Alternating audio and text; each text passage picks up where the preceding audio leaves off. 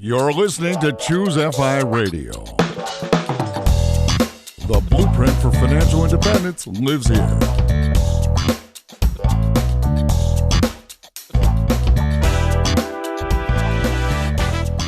If you're looking to unlock the secrets to financial independence and early retirement, you're in the right place.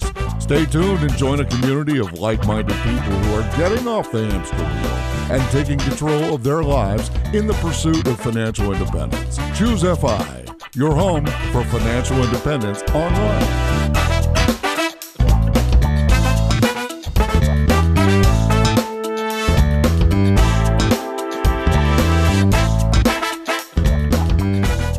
Hey everyone, today we're going to be talking about how to live fabulously, not fabulously broke. We're speaking with John Schneider and David Auten, the debt-free guys and host of the Queer Money podcast. And I think this conversation is going to be largely, it's going to feel like, hey, let's avoid credit card debt. And the reasons why it's so insidious, but really more than that, that conversation happens because when you're just like comfortable, you're at a 5 or a 6, like you can just keep moving forward and maybe you know it's not a good idea. But really the credit card conversation is a way to start talking about something that's more important, is like, what is the life we want to live and how can we start designing it? And that's really where I want to take this conversation. And to help me with this, I have my co-host Brad here with me today. How you doing, buddy? Hey, Jonathan, I am doing quite well. And yeah, I'm very fascinated to dive into their story. I think it's got a little bit of everything: significant credit card debt, geo arbitrage, like you said, this living fabulously, not fabulously broke, and also a new strategy that I've never heard of before called the debt lasso, which I really can't wait to learn about. So with that, guys, welcome to Choose FI. Thank you very much. Thank you very much. We appreciate you having us. All right, guys. Well, why don't we start with, you're having this conversation, you're doing a weekly podcast, you're producing a ton of content, and you're really having an impact on your community. But I don't feel like when we're talking and the way that you're presenting yourself as two individuals that just got it right out the gate and didn't make financial mistakes. And I think that's part of what makes your message so compelling. But I'd love to hear you unpack that from the audience. Why are you having this conversation with us as the debt-free guys? Does that imply at some point you did have debt? Absolutely. Yeah. So about 1.5 years after we started dating, we finally had that rock bottom moment. We kind of confessed to each other or came out of the closet to each other about our finances and realized that between the two of us, we had $51,000 in credit card debt. And the irony was at the time we had about a combined tenure in financial services of 15 years. So we were helping other people with their money, showing them how to invest, prepare for retirement, manage debt. But we were buried in debt ourselves. And at the time, despite having, decent salaries, we were renting a basement apartment because we really couldn't afford a whole lot more. So we kind of had that rock bottom moment. And that was when all the clarity started to come. So there's this dichotomy there, obviously, right? You're talking about you both are in the financial services industry. So theoretically, you should have knowledge and or be potentially experts. But yet you got into $51,000 in credit card debt. And can you talk us through, how did you get to that point of that debt? I mean, that's a significant amount of combined credit card debt. What does that look like? I think we both came with our own baggage, our own backstory into our relationship, which I think almost all folks do. For me personally, my credit card story started when I was about 19 years old and I went overseas on a vacation that my parents had helped me with. They gave me an emergency credit card to use in case of emergencies. And John always laughs and says that I never saw the back of an ambulance or a police car, but I came back with a maxed out credit card. Now, granted, that was only $500, but it was not used at all for the purpose that my parents had encouraged me to use it for. And for the next 17 years, I had a consistent balance on my credit cards because I never understood the value of paying off your credit cards or what the real reason for using a credit card was. It became this kind of side pocket of money that I could just tap into whenever I wanted. And of course, as my balances increased, so did the limit increase. And so I got to the point in our relationship when we came together that I had almost $17,000 in credit card debt. David, isn't that interesting, right? You think, just looking from the outside, you're saying, oh, wow, this guy is maxing out his credit card. What does the credit card company do? They give you more money, right? And you obliged and spent it all. Was there ever a moment in there when you went from that $500 limit to $17,000? Was there ever that moment of introspection where you're like, maybe I got to rein this in? Or talk me through that. There was, I think, one moment where I was like, I don't understand this and I need to. And that was when I was living in South Dakota. I didn't have a good job. I called my parents and I begged them to send me some money. They wired me $300 to my checking account, and the bank, or actually the credit card company, immediately garnished that $300 because I had not been paying my minimum payments and I was not paying attention. And so all of a sudden that money was gone. And I was like, well, crap, what do I do now? And so I had to basically go back to my parents and say, this is my situation. They gave me some more money, and I clearly didn't learn my lesson because I continued down the same path. I did get into the habit of making my minimum payments after that because I never wanted to be garnished again. But, like I said, I didn't learn my lesson. So your podcast, the Queer Money Podcast, has really become an advocate for the gay community and specifically just we got to do better with our finances. And I'm curious, like from your perspective, you see the need there. And I feel like you're coming at it from a slightly different angle, maybe because you're seeing maybe some obstacles that your community is dealing with that maybe, it's hard to appreciate from an outsider perspective. And I'm just curious, like, what is the focus there? What's the emphasis? What has the connection? What do you feel like maybe from a societal pressure or this is just what you do perspective, your own money story, your money identity? What are you battling against to help people succeed and thrive in your community? Yeah, that's a great question. I think coming from a marginalized community, there's just a lot to unpack there. As David alluded to earlier, we both came from times and places when it wasn't okay to be gay. And so we had all these institutions, churches, parents, teachers, peers, of course, who either directly or indirectly let us know that it wasn't okay to be who we are, whether they knew that we were gay or not. And so you have all those sort of microaggressions that you accumulate over 18, 21 years, and you finally go out on your own and you have all this baggage to deal with. And then I think that manifests itself in a myriad ways. It could be drugs and alcohol, sex addiction, eating addiction, whatever. And for a lot of LGBT folks, we have all those struggles, but it also manifests itself in financial challenges. And then you compound on top of that some of the systemic challenges that our community has from both 2012 and 2016 financial experience study that Prudential did. It's obvious that there's a sexual orientation and a gender identity pay gap. And we know from a University of Surrey study that shows that simply being gender non-conforming can limit you from getting a job or getting promoted. It doesn't mean that you're necessarily LGBT. You could be a straight guy and have some feminine attributes to you, and that can inhibit you from getting a raise or a promotion. So you've got some of these systemic challenges and very often some unconscious biases that affect you in your adult life. So all that kind of compounded together puts a lot of LGBT folks in a precarious position. And very often the way that's expressed is that, especially for gay men, is that we like to come at it as if we're seeking validation, right? So we have the right clothing, we have the right bodies, we have the right cars, we have the right houses, and we do all the fabulous travel. Very often we're financing that. We don't have the cash to subsidize that. And then that financing obviously accumulates, and then you end up with $51,000 in credit card debt between a white middle-class couple. I'll also add to this that historically, when you look at financial services, when financial services companies have been reaching out to folks, they traditionally have been reaching out to the straight white couple, right? Every retirement ad that was in the 80s and 90s and even before that was of the straight white couple walking down the beach with their golden retriever, right? I mean, just that's the picture of retirement that everybody has. Or you're in your leisure suits and you're driving around the golf course, right?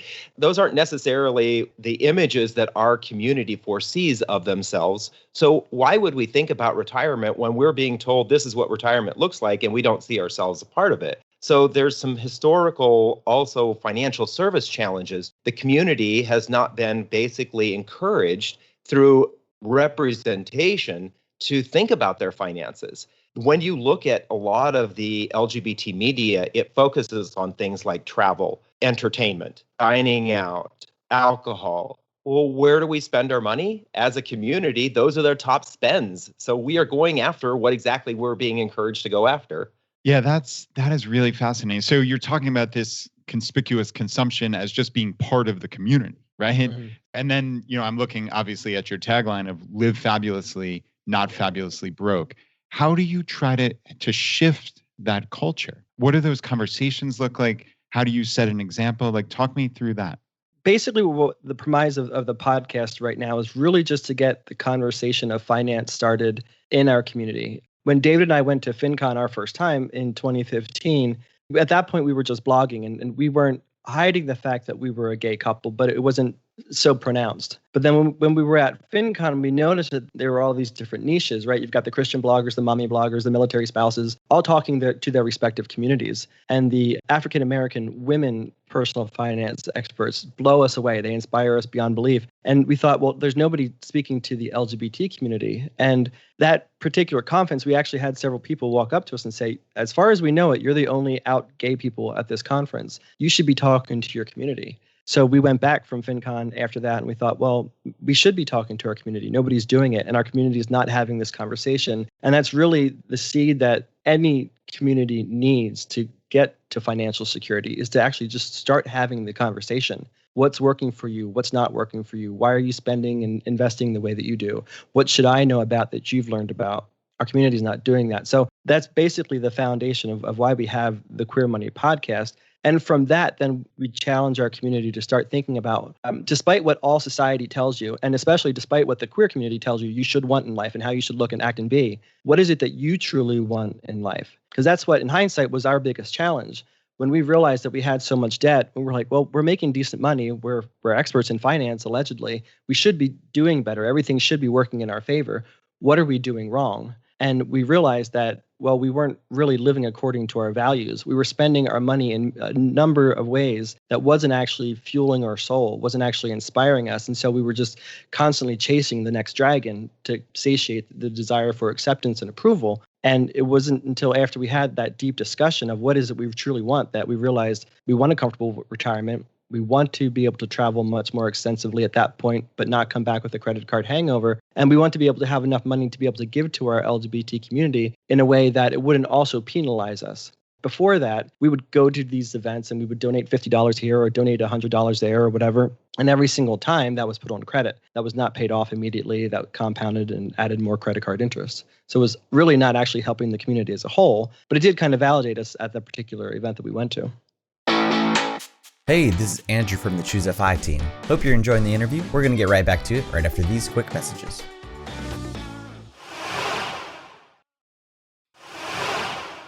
It's kind of interesting that both of you ended up in financial services. And David, to your point earlier, you said, I wanted to know more about money. It doesn't feel like a total surprise that you ended up in financial services, which meant that you ended up with a lot of information. Maybe you could even call it knowledge, but it didn't manifest in your own personal life. And I guess the point being there's a lot of very educated, very smart people that are even in the financial service industry that are abysmal with their own personal finances. What is the disconnect? If clearly this isn't an information gap, there's something else. John and I have both seen this from inside the financial services community, but also outside. Like inside, we have seen financial advisors who are going on their second or third bankruptcy, but they still drive that $60,000, $70,000, $80,000 car. Outside the community, or outside of the industry, I should say, you see individuals who just automatically make these assumptions that, oh, you're in the industry, you must know. And so we all kind of put on this facade of, yeah, I'm doing what is right, but we're actually hiding the truth about who we really are. And that happens in all forms, various aspects of our lives, right? We don't necessarily tell the truth about where we're at in our lives. And because of that, we don't actually seek assistance or help or actually take the steps that would get us to really be the person that we're pretending to be. Yeah, I think ultimately, all of us are seeking validation, whoever we are and whatever community we come from. And we all bring a lot of baggage with us into adulthood, regardless of your background. And I think that even for financial advisors, even though they have all the theoretical knowledge, putting it into practice is a lot harder. It's easy to tell somebody what to do, but it's a lot harder to say, well, when you go to Target, you don't actually need to fill your card up to the top. You don't actually have to renew your car every 2 years, right? We know all these tricks to be able to save and invest more wisely, but it's actually harder to put it into practice. And financial advisors are no better. And then when you guys take a look at the actual situation that you found yourself, a couple with $51,000 in credit card debt with an APR that's probably, an interest rate somewhere between 20 to 30%, maybe somewhere in that range. Yep. Yeah. Right. We were spending $10,000 a year on interest payments when we had $51,000 in credit card debt. Yeah. So unbelievable. digging yourself out of that, both what you did and then now what you advocate for people generally. You have someone's listened to this, or maybe someone has found your show because they've hit bottom. And now they're finally willing to go find a podcast and download it. And even more than that, just actually take action. What did starting to move forward, in your own life look like personally? And then what strategies do you advocate for someone that has 50, 60, $100,000 in credit card debt and they can just now barely afford to make the payments? So John and I believe that the vast majority of folks who have credit card debt have a spending problem and not an income problem. And the spending problem is typically initiated by not knowing what you really want out of life. And so that was the first step we took, and we encourage everyone to do, is to sit down and have that conversation with yourself, with your partner, with your family.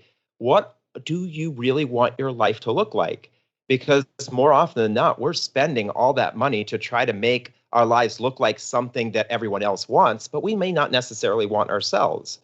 And so that was the first step for us. The second step is I did a spending analysis of every single penny we spent for the previous year. And that opened our eyes up to where we were spending our money. And we knew it was not aligning with what we really wanted our lives to look like. That's why we were not making the progress. Could we compare and contrast just for our audience what you found? You did this analysis. That's incredibly valuable information. Clearly, it's personal for everybody. It's going to be different. But for you guys, if you looked at 1 year of spending, what were your perceived values at that initial conversation? And then how did that match up to your outflow? That's a great question. We often say that had you asked us at that point in time if we had a fabulous life, we would have said, it was okay. It was great. We're happy. But when David did that spending analysis and we saw exactly where our money was going, it was like we were rock stars. We were spending so much money on dining out and happy hours, designer clothing, travel, and alcohol. And we were just blown away because we didn't really think our quality of life was that great. But the way we were spending told us the contrary.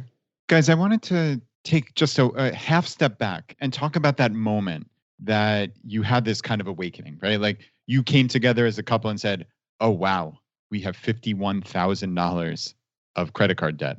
Like, was there something that precipitated that first conversation? Like you've been unconsciously spending, David, in your case, from $500 up to the 17 plus. John, obviously you had more than your share of this. I brought a lot of baggage in more ways than one. And right, I mean, that's years. That's potentially decades of that. Like, how do you then decide at some point, well, we've got to change course here? So our aha moment was precipitated by more of this desire to have a fabulous life. We went up to the mountains in Colorado to a small ski town to visit a friend of John's. And we fell in love with that town, and we decided this would be the perfect place for us to buy land and build a vacation home. So on the way out of town on Sunday, we stop at a real estate office, we check out land. We're on this fantasy high of talking about buying land and building this beautiful vacation home, right? We're at 9,000 feet when we head out of town.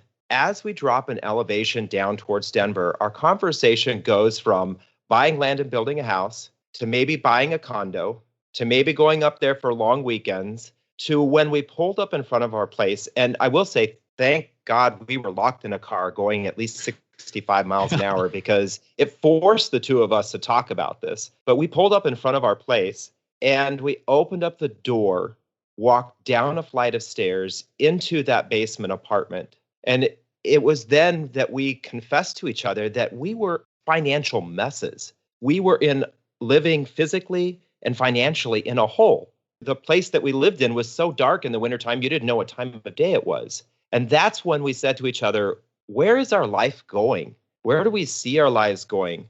And we said, well, I have this much credit card debt, and I have that much credit card debt. And that's when we said, this has to change. We can't keep doing this because eventually it will stop, not because we want it to, but because somebody else wants it to, and then we will really not enjoy it. And so that's when we said, what do we want our lives to look like? Let's do this spending analysis and let's put a plan together to pay this off as quickly as we possibly can. Yeah, I mean, that is obviously a very intimate moment, right? When even though you're a couple and I mean, sharing the fact that, wow, I'm coming in with this debt, you have that debt. And, yet, hey, we need to pick this up and move forward and come up with where do we see our lives going? And I'm curious. So it's always easy, especially, we think back to, oh, that was just this one conversation, right? And when we tell these stories, like, there's so many people in the audience listening and wondering, like, what does that process actually look like? Like, how long, how many conversations did you have? I don't mean the exact number, of course, but like, how long did that spending analysis take? Like, what did you guys plan out for the future? Like, was this a 1 month thing and then, all right, we're changing our lives? Or was it something that you put into place over months and potentially even years? Yeah, the conversation to figure out what we truly wanted probably took about 3 or 4 months, because prior to that, we never really gave ourselves the opportunity to really think about it. Up until that point, I mean, I knew before I went to high school that the expectation for me was to go to college after high school. And I knew what careers my parents wanted me to choose, so it wasn't like I had a whole lot of deciding on my own.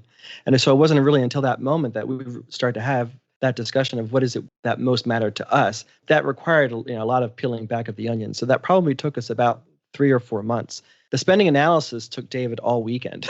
That was a Friday through Sunday kind of exercise. But then the first time we paid off our credit card debt took us about 2.5 years. David had estimated it would take us about 3 years to pay that off with our debt lasso strategy. It took us about 2.5 years because we were hyper-focused on it. And we can explain more of that later. But then we did get back into credit card debt again because we paid off our debt. We were excited. We wanted to kind of return back to our old habits. And we amassed about $6,000 in credit card debt again. And then we're like, hold up, we got it. We're on the wrong train again. We got to get off and fix this. And so that took us a few more months to pay off. So all in all, it probably took us from start to finish 3.5 years. I want to talk about actually to go from not only, not racking up additional credit card debt, because you clearly got to 50K because you were running a negative balance plus interest, but then you actually had to then pay that off. Some behavioral spending patterns shifted, something changed. And I'm curious, how painful was that? And what did it reveal to you about what you really valued and what you didn't value? So what was interesting is John and I knew from that spending analysis that there were some outliers, some immediate outliers that we would just, if we just tweaked or changed those, that we would recoup a lot of our spending, especially the dining out, the spending money on groceries. There were some weeks we were spending $400 a week on groceries and $400 a week dining out for two grown men. That was just ridiculous, right? And so we knew that we didn't need to go to full paycheck every single day to do our grocery shopping for that night's meal, right? So we changed that. The other thing is that we knew that we were still social creatures. We still wanted to have time with our friends, to go out, but we knew that we had to change that and tweak that as well. And when we made those changes, we started to recoup all of this money from our spending, focusing on things like, how can we go out and not spend as much money? How can we do things with our friends and not have to go out to a bar or a club or a restaurant? That allowed us to still get that social aspect of our lives and maintain that. We knew that if we did not have fun during the process of paying off our debt, it would not last. And we figured out how we could still have fun and do it at a much lower cost. Because then we would be able to eventually turn the money that we were spending on paying our credit cards off into the life that we really wanted to have. David, what did those conversations look like with your friends? Because we're talking about like there's social pressure in every situation, and obviously you guys are describing the social pressure to spend more, to go out, to spend on alcohol and designer clothes. Like, what does that look like when you guys just say, "Hey, we don't really want to buy into this anymore"? There were a couple of our close friends that we just basically told them the truth. We said, "Hey, look at this. We have $51,000 in credit card debt. We need to pay this off.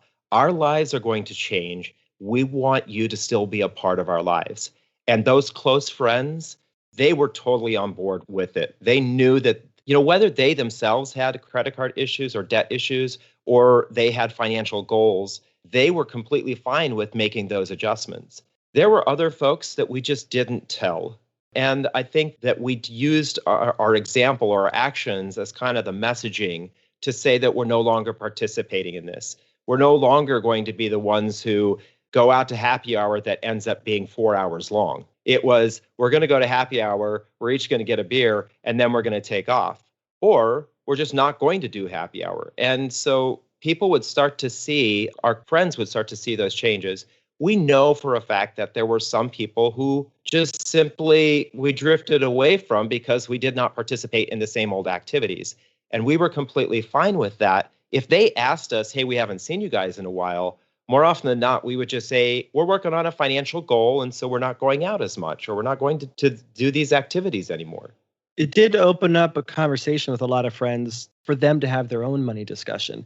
And as David alluded earlier, they didn't all have credit card debt, but a lot of them had, especially at that point in our lives, some goal. They wanted to either get married, build a house, design their house, have children, and all of that, takes money. And so at that point, we were fortunate, we were in our early to mid 30s. Everybody at that point was like, you know what, I could probably benefit from reining in my spending too. So while we had to say no to some invites once in a while, they also acquiesced and agreed to do some of the freer and cheaper things that we proposed because they had goals too. Well, let's talk about that, because I think there are people that hear this and at the macro level says, sounds great to spend less, but I'm very concerned about the lack of fun, the lack of living life, this deprivation mindset. So I think it would be probably useful for a couple individuals that are entertaining the idea of this thought experiment, just to get some level of assurance that you can still have fun without $50,000 of credit card debt. And I'd be curious what a couple of these kind of frugal alternatives looked like for you guys. Yeah, great, eating out less. Yeah, great, one beer. But if you were to kind of map out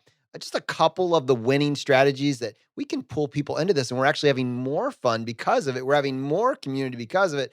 Do you have anything that comes to mind that would be easy to share for our audience to grab onto? One of the things that we have kind of latched onto is what we call the NSC, or the not so expensive. There are lower cost alternatives to almost every single activity that you want to do. And so that's one of the things we did. We actually took our calendar for the month, and we would look at the days that we wanted to do social activities. And the first thing we would do is we would say, is there an activity that we can do that is either free or below a certain dollar threshold? And we were just blown away by so many things that we could do, especially living in a larger city. We lived in Denver, that there were so many free and low cost activities that really gave us a lot of fun. And it was that just learning that you don't have to spend a ton of money to have a good time really changed the way we think about having a good time. Having a good time is not about the money. Having a good time is about having a good time and the people you're with. And that was a lesson we eventually ended up learning during this whole process. So that's why we call it the NSE, or not so expensive. I think one of the other things that we did is this invitation to other people to be the quote unquote Julie Cruise director. We were the ones who went out and kind of lassoed our friends into this group of, we're going to do some lower cost activities. And we were really surprised by how many people really got on board with that idea, that we didn't need to drop $50 on brunch per person to have a good time on a Sunday. We could do some other activity. And they started to really enjoy this idea of us doing activities together that were a lot less expensive. When you start to put that message out there that you have financial goals, whether it's paying off debt, investing, saving for retirement, or buying a home, whatever the case may be, when you put that out there, you start to attract other people that want to have that as a goal in their life too. And you build your own community of people and friends that are completely in support of the lifestyle you're trying to create. So it may take a little bit of time, but you will find that your community pulls together and allows you to have just as much fun as you used to have.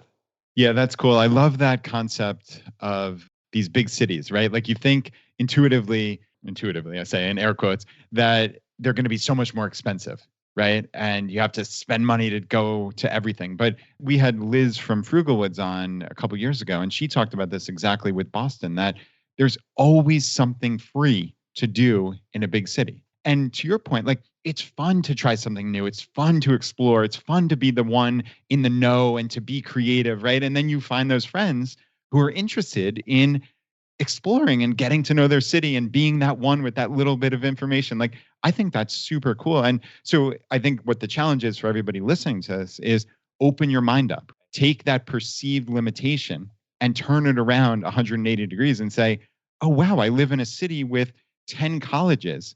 Almost invariably, there's just something free going on at every single one of those colleges, not to mention museums and all sorts of things, right? Parks, there's music playing, like there's something to explore. So yeah, guys, I absolutely love that. Yeah, it takes a shift in thinking, but it also takes just a slight shift in behavior. You have to put a little bit of extra work into it, right? Because you're changing your outcome, right? It was, novice to us to say, oh, why don't we actually find out which bar is having the discount and when they're having the discount, and then we'll go to the happy hour at that time, and not just show up whenever we wanted to, wherever we wanted to, regardless of what it was going to cost us. One of the other tactics that we really used is this idea of milestone rewards. We didn't completely stop spending and we didn't completely stop enjoying our lives, but what we did is we set some goals. We wanted to pay off $2,500 or $5,000, and we'd say, when we reach that goal, we have a little tucked away, a little bit of money set aside to have some fun. And it kind of motivated us to get to that little bit more expensive fun. And sometimes it wasn't that much more expensive. Like one time I asked John if he wanted to have a date night, and he said, well, we're trying to reach a goal. He said, when we reach the goal, I'm challenge you to come up with a $20 date night. And we spent $21.67 or something like that. But we had fun. We had a really fun night on that lower budget, but it was a reward because we had been working towards a goal. I love this. And what you guys have done by the NSE, by bringing your friends in, by actually strengthening your community, is you've created some space to start tackling your debt. And I think that really sets us up to talk about a little strategy here. You guys did not just, I don't know, there's different ways to pay off debt. We could use different strategies. And I think you guys have something here that it's fun to talk about. I'd love for us to know, how did you approach this very, very high interest debt that every time you make your payment, you're actually losing ground. You're owing more than you owed the prior month. How did you tackle this debt with the bandwidth that you freed up? Yeah, so after David did the spending analysis, we were looking at all of our finances and looking at the snowball method and the avalanche method for ways as strategies to pay off our debt. And both of those strategies we estimated would take us 4 to 6 years to pay off our debt. And we weren't patient enough for that. One, we knew we had to have fun paying off our debt, otherwise we wouldn't have succeeded doing it. But the other was that we knew that if we didn't do it as fast as possible, we would get bored. So expediency was one of our focuses. And we looked at all the math and we thought, well, what's the variable that's making this take so long? And we realized that it was the high interest rate credit card debt, which neither the snowball method or the avalanche method necessarily tackles. We thought, well, the question then was, how can we make this go away? How can we make the interest rate go to zero? And it turns out that there are a number of ways of doing that. And that's kind of when we came up with the debt lasso method, was that we would lower our interest rate to as low as possible and then consolidate our credit card debt to as few locations as possible. And then all that $10,000 that we were previously putting towards high interest rate, we were putting now towards our principal.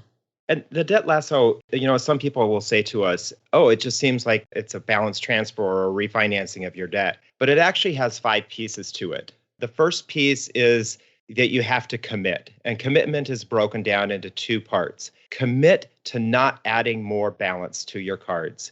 And then commit to sending a specific amount every single month to pay off your cards. That amount needs to be above, if not well above, the minimum payments that you have. So that's the first step. The second step is a little bit of a twist on the snowball. We encourage folks, if in the first month or 2 you can wipe out a credit card, do it. Get that win. It's really nice to have that first win to get that under your belt. Then go through the lasso process of pulling all those credit card balances to as few locations, as low as interest as possible.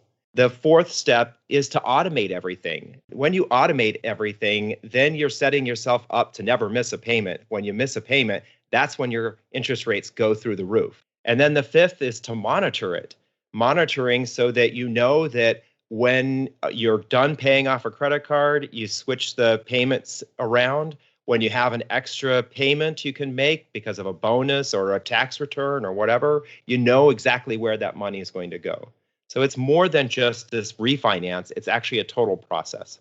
David, real quick for the audience, can you give just a high-level overview of debt snowball versus avalanche? Just so I think that's probably a really good starting point for a lot of people who are just not familiar. Definitely. So the snowball idea basically comes from this wanting to get the emotion and the motivation. And what you do is you pay the lowest balance credit card off first. And then you switch to the next lowest balance and then the next lowest balance. And the idea is you're paying off your credit cards faster and faster because you're paying off the lowest balances. But you're still paying that high interest. That's what's going to hold you back. The avalanche process is that you're going to focus on the highest interest rate credit card first, and you're going to pay off that highest interest rate credit card, and then the next highest interest rate, and then the next highest interest rate. Yes, you're tackling the highest interest rate and you're paying that off faster, but again, you're still paying that high interest. Yeah, and I think the way you guys are talking about the debt lasso is definitely, it's a better framework than just blindly going into a balance transfer card where there's no behavior shift, there's no mindset shift. Yes, you've got yourself 3 months, 6 months of no interest, but you're just taking that and you're saying, oh, now look how much more I can afford and I can afford the payments on, which is fundamentally a flawed strategy that makes it even harder for you to unwind itself. I'm curious about a couple of things here, especially since you were able to do the spending analysis. I suspect you were able to make some spreadsheets. Did you ever take the time to quantify, if because I did this debt lasso, we're now, like with both the snowball and the avalanche, I am paying the interest rate, the entire time. And I'm just trying to strategize the order of operations to save myself some money. And you might be able, normally you'd put those side by side and you say, well, because of the balance and how long it's pay me off, the avalanche is definitely preferred, mathematically in most cases, something like that. But now you're saying, or if I use this lasso as a process where we're all on the same page, that we are leaning in 100%, there's a fundamental shift in our patterns, I'm going with this lasso instead. What do you think, or what would you estimate, if you don't have the numbers handy, that using this lasso process instead of maybe an avalanche or snowball method, what do you think it saved you in interest alone over the 2 or 3 years that you were executing this plan? Well, fortunately for us, at the time, we had a lot of access to those balance transfers. Right now, coronavirus has limited access to those. There's very few of them. But for us, we immediately went from paying that $10,000 a year in interest to having to pay that 3% balance transfer fee. Now, granted, that 3% on $50,000 was $1,500 that we had to come up with right then when we did those transfers. But I'd rather pay the $1,500 than the $10,000. Anyone would rather do that. The numbers for us really came down to, when we looked at the snowball and avalanche, it would take us anywhere from about 4 to 7 years to pay off our debt. When we did it with the lasso method, we paid it off in 2.5, almost 3 years. So we know we saved ourselves a significant amount of time and amount of money. We don't have exact figures for that.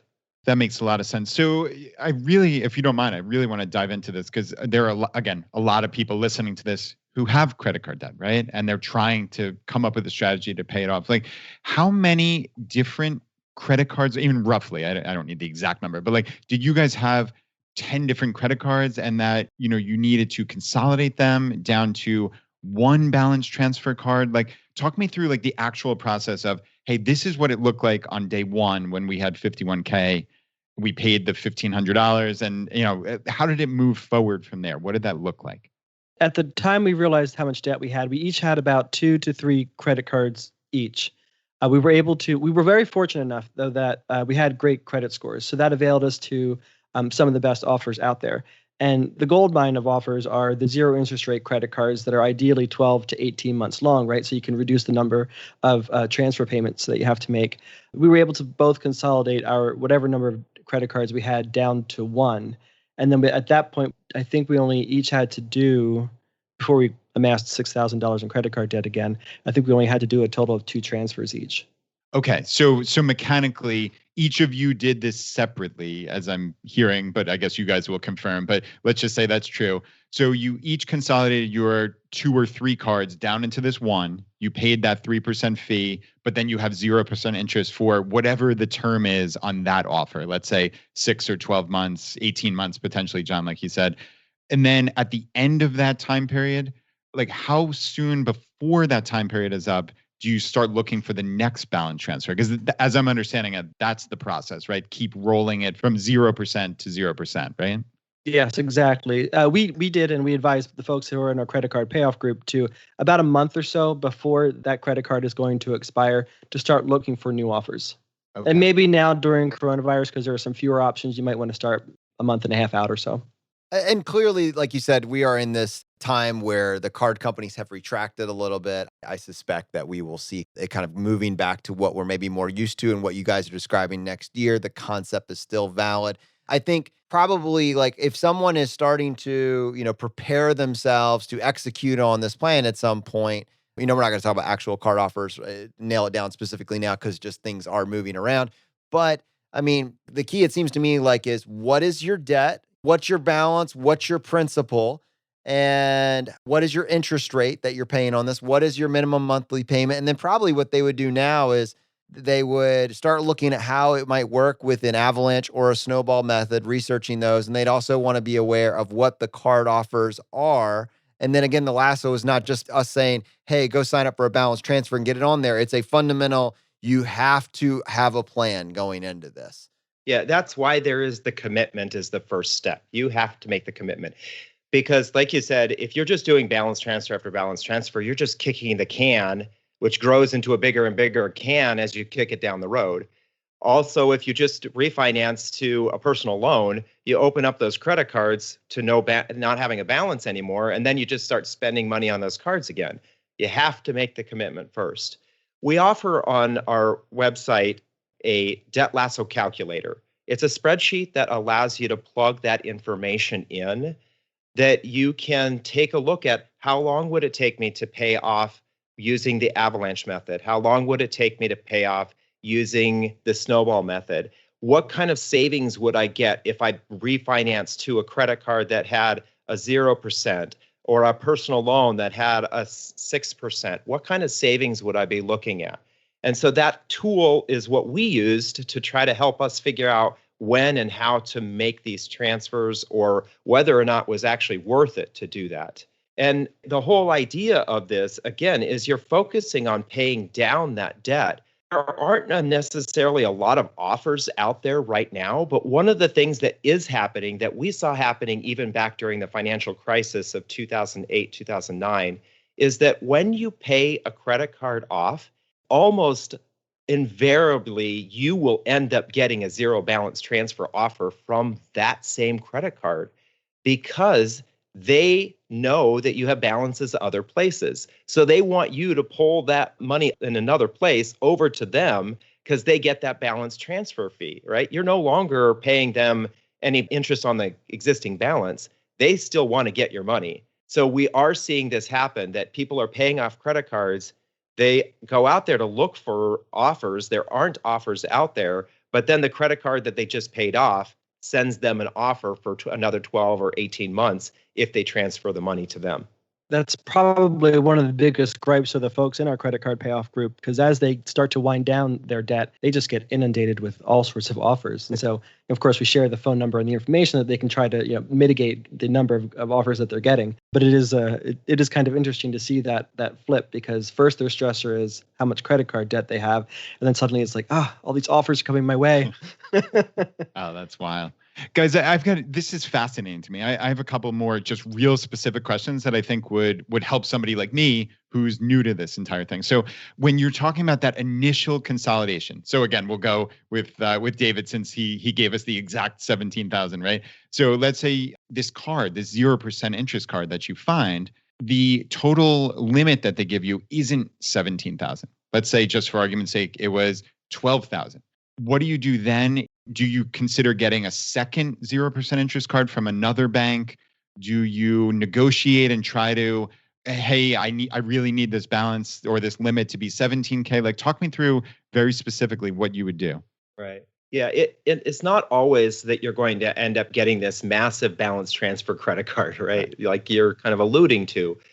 So what we encourage folks to do is to start with one where they can get as much credit limit as possible. Oftentimes, when you have a lot of credit card debt, you're going to find that you're not going to get a lot of big offers. So start with one. Get that one transfer under your belt. Pay that one credit card off.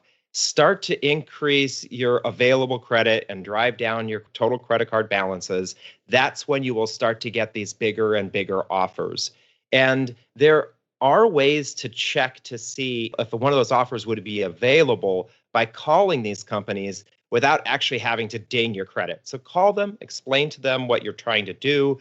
Do they have a balance transfer offer? What they think that the credit limit would be without you having to sign on the dotted line and affect your credit score. Well, I have one technical question that I've actually been trying to figure out in my mind what I would do. And it's piggybacks on that. So let me bring it up. Let's say you have this individual that has 25K in credit card debt. They go through this process and they're able to get their first offer, and it's $8,000. That's they can get a new credit card with a 0% balance transfer, $8,000, and it's 18 months at 0% interest rate, and yes. All right. So now they've moved the 8K over to this place, and now it's in this little 18-month purgatory holding cell with no interest. It's great, but you've got 17K sitting over here that's hitting you with 25, 27% interest. Now you're kind of in this interesting situation of, well, which one do I pay down now? And I'm just curious, is there any sort of quick calculation that comes to mind with how we process that? Like, what do you guys see in the community? We're definitely encouraging folks that when they're paying their balances off on their cards, that they use the avalanche strategy of where they put the most money. Put the most money towards paying off those credit cards that have the higher interest rate. That's actually a part of the calculator that we offer that says, where should I be putting my money? If I'm paying $600 a month, which credit card should it be going to? And we do this calculation, and it shows, okay, this is the highest interest rate credit card. I'm going to pay that one off. You're right that sometimes, especially if you know it's going to take you a while to pay off your debt, some of your balances do go into purgatory. They are kind of held steady for a while, but the nice thing is they're held steady at a 0 interest rate or a much lower interest rate, which means if you're making the same payment and you have a lower interest rate, more of your money is going to pay off the balance than it is towards that interest. And those 0% cards, so in Jonathan's example there, that money, that 8,000 on that 0%, that's not deferred interest, right? That's just, there's 0% on that during that time period, whatever it is, 12 or 18 months, right? There's no interest bomb coming at you at the end of it. Exactly. We always stress to folks before they do the transfer to make sure they understand the fine print. There could be some variables in there that we're not entirely aware of. But to your point, generally speaking, typically you're not paying a deferred payment. You're going to have your interest will only kick in at the end of that term, as long as you don't mess anything up. I like that. Just read the fine print. Make sure. The industry standard is this, but that doesn't mean there's bad actors out. There's not bad actors out there. Exactly. Right? I want to point something out to our community, and we're going to kind of give people a way to get access to this debt lasso and get started. But I wanted to point something out in that you guys were able to do this, I think, in part because you had each other, to some varying degree. There's an aspect of this. You weren't doing this alone. When you're the only person, it feels very isolated, and you just question, am I the crazy one for thinking that maybe I could have a better life or make a different choice or whatever? And it was kind of you two having this epiphany about the same time together and then working on this together that probably increased your chances of success from probably close to 0, 1, 2, 10%, something like, to almost like with certainty, we've got this, we're going to make it fun, we're going to build a life around this. And I'm just curious, I think there's probably people that would benefit from knowing that's probably not just an outlier. That's actually what happens. You need to find a tribe of people that are doing this. And I'm curious, your thoughts on that. Does that hold up to inspection? 100%. David and I have both said that we don't think we would have been able to get out of debt had we both agreed to pay it off and also be in the same state of mind, right? Because there are some couples where one wants to tackle debt and the other one's not ready to rein it in yet, where they've got completely competing financial goals. So we were fortunate enough to both be in the same time and place and ready to actually tackle our debt. So we do encourage folks who do take our credit card payoff course to have an accountability partner. That person doesn't necessarily even need to be someone who's also getting out of credit card debt. They might not have any financial concerns, or they might have some other goal, but at least you're sharing your story with that person, and hopefully they'll follow up with you and check in with you once in a while. But to add to that, with our credit card payoff course, we do offer a weekly, it was called a weekly group video chat until the last several months, when our group now has renamed it Money Therapy, because not all of them have a partner or a spouse to work with, or their partner or spouse isn't necessarily on board quite yet. So that weekly call, they get to meet with a whole bunch of other individuals from all different walks of life, all different ages, all working toward the same goal of becoming free of credit card debt. And it's a great community, and I think we're kind of inspired that they've renamed the group to Money Therapy because it shows that they're getting a lot of value out of it. Yeah, I think that's it. I just wanted to point that. I mean, it's critical that you find a group of like-minded individuals, and they don't necessarily need to be in your zip code. It is perfectly acceptable. In fact, it's even potentially more powerful to go outside of your immediate circle, especially if your immediate circle got you to 50K in debt, right? You might need to find some new influence. This is really, really powerful stuff. So to David and John, thank you so much for coming on the show. We've gone to the why, and we've also gotten very technical, and I think it's provided incredible value. I know there are people out there really from all walks of life that have found themselves absolutely buried in debt. And they're looking for a more optimized way. And for so many reasons, they're going to be over the moon at this episode and this content. What is the best way for someone? They want to find out more about the Lasso. They want to follow up with you guys and find out more about what you guys are doing, join your community. What is the best way for people to connect with you and your content? Definitely. So you can go to debtfreeguys.com/choosefi to get the Debt Lasso calculator, and just go to debtfreeguys.com to find out more information about us. Awesome. David, John, thank you so much for coming on the show. Thank you. Thanks for having us. We appreciate it. All right, everyone, very exciting episode. And I love how they were able to bring the why and also pair that with the how, and recognize that sometimes getting back to broke is a terrifying obstacle. Getting back to a $0 net worth can feel hopeless. It's not. There's ways to optimize this. You've got this, but you have to get started. And if you feel like you're alone and you feel like there's nobody out there that's going through this or has gone through this or has been able to pull this off, you're kidding yourself. And that's a good thing. Get started. Just get started. And if you're interested in how to pair all this with the idea of, financial independence, what does that idea look like for me? Let me just encourage you, go to choosefi.com/start. We put all our resources there to help you figure out how to implement this idea of financial independence into your life. The fire is spreading, my friends. We'll see you next time as we continue to go down the road less traveled. You've been listening to Choose FI Radio Podcast, where we help middle-class America build wealth, one life hack at a time.